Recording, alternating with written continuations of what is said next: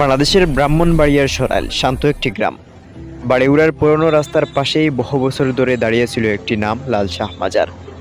নামের সামনে মাজার আর ভিতরে মানুষের অভিযোগে ভরা এক ইতিহাস।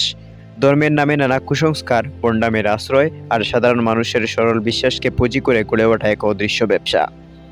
আজ অবশেষে সেই অধ্যায়ের ইতি টানল সড়ক বিভাগ। সরকারি জমির উপর অবৈধভাবে গড়ে ওঠা এই স্থাপনাটি নিয়ে অনেক দিন ধরে স্থানীয়দের অভিযোগ ছিল।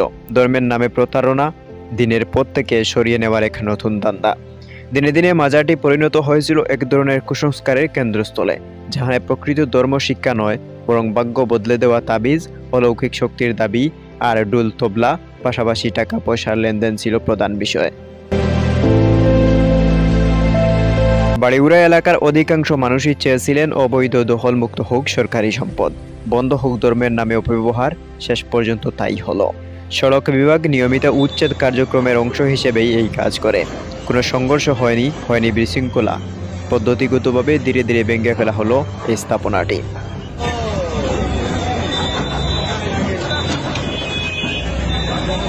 উচ্ছেদের পর এলাকার মানুষের প্রতিক্রিয়া স্পষ্ট। এটা শুধু প্রশাসনিক সিদ্ধান্ত নয়, বরং ইমানি দায়বদ্ধতা, সামাজিক দায়িত্ব এবং কুসংস্কারের বিরুদ্ধে এক সাহসী অবস্থান। মাজার ব্যবসা মানুষের অন্ধবিশ্বাসকে ব্যবহার করে উপার্জনের প্রচলিত চক্র।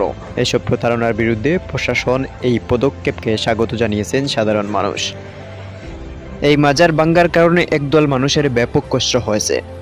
তারা তীব্র নিন্দা জানিয়ে ফেসবুকে বিভিন্ন পোস্ট করেছেন।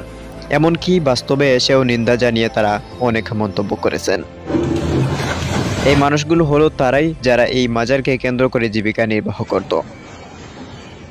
ধর্ম বিশেষজ্ঞরা বলেছেন, ইসলাম কোনো ভণ্ডামিকে সমর্থন করে না। কবর, মাজার বা দরগাহের নামে ভুয়া ইত্তেফাক, ভুয়া কারিশমা, ভুয়া অলৌকিক ক্ষমতা এসব মানুষের বিশ্বাস ধ্বংস করে দেয়, দিনকে ছোট করে ফেলে কুসংস্কারের কাছে।